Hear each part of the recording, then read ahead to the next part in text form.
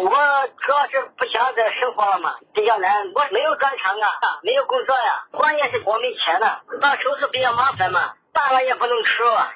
After the outbreak of the COVID-19 pandemic, a new trend of seeking intellectual and personal growth abroad has been sweeping China. Faced with various real-life pressures or disillusioned with the direction of their country and future prospects, many Chinese citizens are opting to immigrate overseas. One of the major destinations for these immigrants is the United States. Since the end of last year, when China lifted its lockdowns, US consulates around the country have been flooded daily with people awaiting visa processing. 早上8点不到啊，美国签证处在上海的南京西路寸土寸金。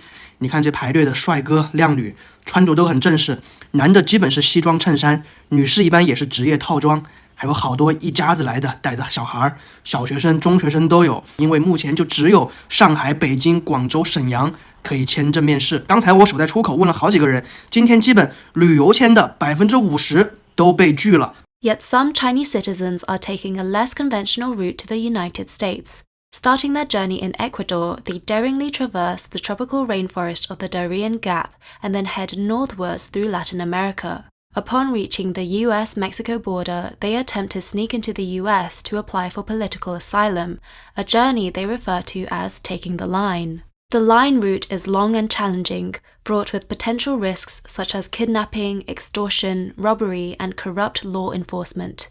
The journey takes at least a month and costs tens of thousands of RMB per person, with some spending upwards of 200,000 RMB. However, these daunting obstacles seem insufficient to deter Chinese migrants seeking to leave their homeland.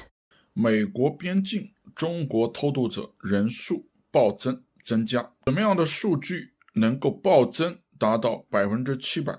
但很多人真的没有想到，在美国边境中国的偷渡者的人数居然暴增了700%，这到底又是为什么？ Heavy domestic pressures and a lack of hope for the future are some of the reasons why Chinese citizens choose this path. Among them are individuals traveling alone, families embarking on the journey together, the eldest being in their 50s and 60s, with the youngest being just a few months old. A recent Voice of America report detailed the journey of Zhang Xun, a staff member from a foreign company in eastern China. Zhang had been planning to immigrate with his family due to China's increasing surveillance measures. Zhang had originally planned to emigrate through investment, but various circumstances led him to choose the line route with his wife and daughter instead. 中国政府太强势了，对吧？它的操控能力太强了。 Zhang told Voice of America, the Chinese government is too dominant, its control is too strong. Even if you live in developed cities and have money, you might still face severe restrictions. For example, in Shanghai, everyone must install an anti-fraud app on their phone, otherwise they will find ways to coerce you. Zhang is fully aware of the challenges he may face in the US, saying, "I am mentally prepared that any accumulation from my previous work in China will become irrelevant. Once we arrive in the US, we'll likely end up taking low-end jobs that Americans don't want to do, and I'm prepared for this." However, Zhang hopes that his daughter can grow up in a freer environment, adding, "It's okay for my generation to endure hardships if it means my next generation can be happier." This video sparked widespread discussion on mainland China's social platforms and also caught the attention of Chinese state media personnel. Hu Xijin, a special commentator and former editor-in-chief of the Global Times, posted on Weibo that this woman's behavior does not represent all Chinese people. Hu Xijin wrote, "China is progressing rapidly, and the vast majority of Chinese people no longer need to take such risks as this older sister, swimming across the border to pursue an uncertain life in the US." He also suggested that given another chance, this woman might prefer to stay in China. However, many netizens disagree with Hu Xijin's perspective. One user pointed out that the line-walking phenomenon reflects that the US has a greater appeal than China. Another commented, "Migration is a natural instinct when the environment becomes unsuitable." Moreover, many mainland Chinese citizens express admiration for the woman's action, wishing her good luck. One popular comment, which received over 7,000 likes, read, "The middle-aged woman's courage is formidable. Her face is full of strength and confidence, indicating she must have experienced many trials in her life."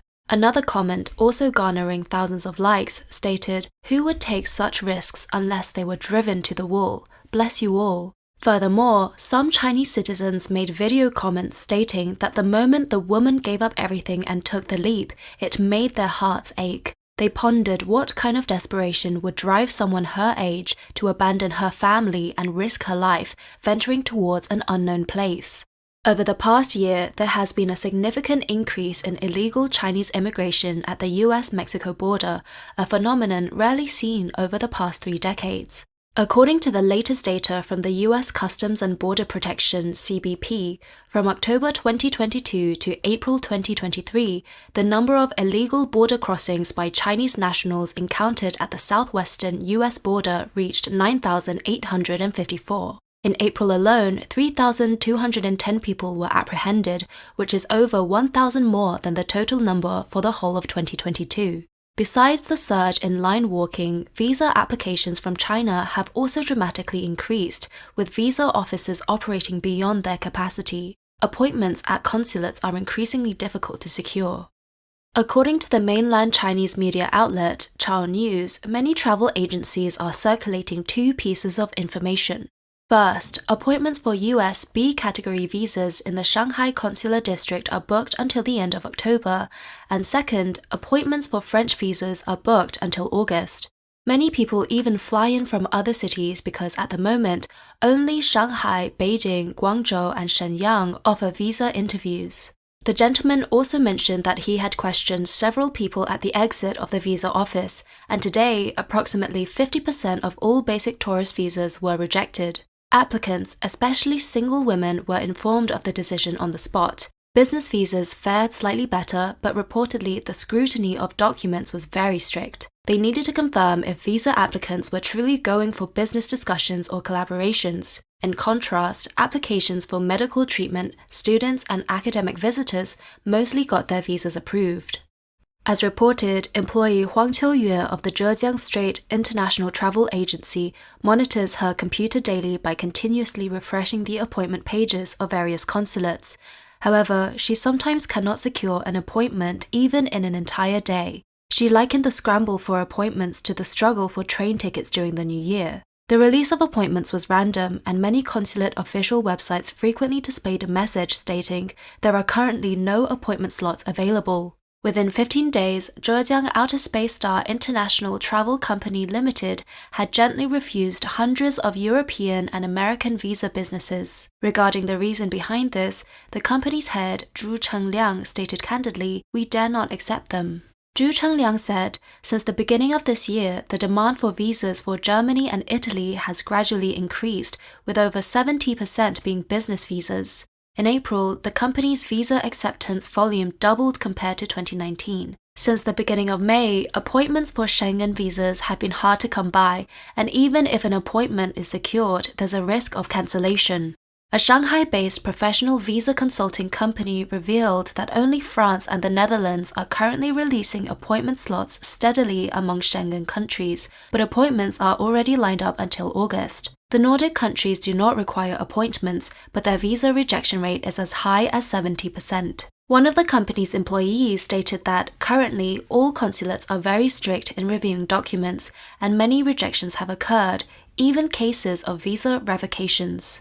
The report pointed out that for ordinary Chinese citizens, going to European and American countries has become a luxury. Many people are thus turning to Asian countries.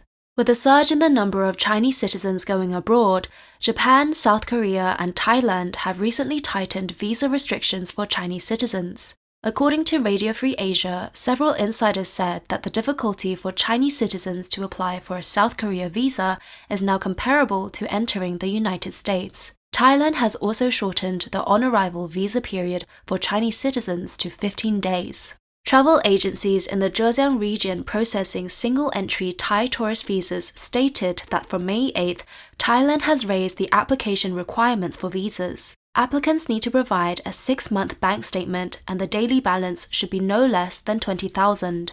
The Wall Street Journal's analysis suggests that this phenomenon is related to Xi Jinping's rule. Based on interviews with dozens of Chinese individuals, some of whom are in the middle of a long journey and some who have recently arrived in the United States, the report stated, in every income group in China, a large number of people are emigrating. These include Chinese immigrants who enter the US via Latin America, undeterred by the danger. Since Xi Jinping came to power, the private sector has been squeezed and forced to lay off employees, prompting entrepreneurs to flee abroad. Some people also worry that as Xi Jinping begins his third term, political oppression will only become more suffocating.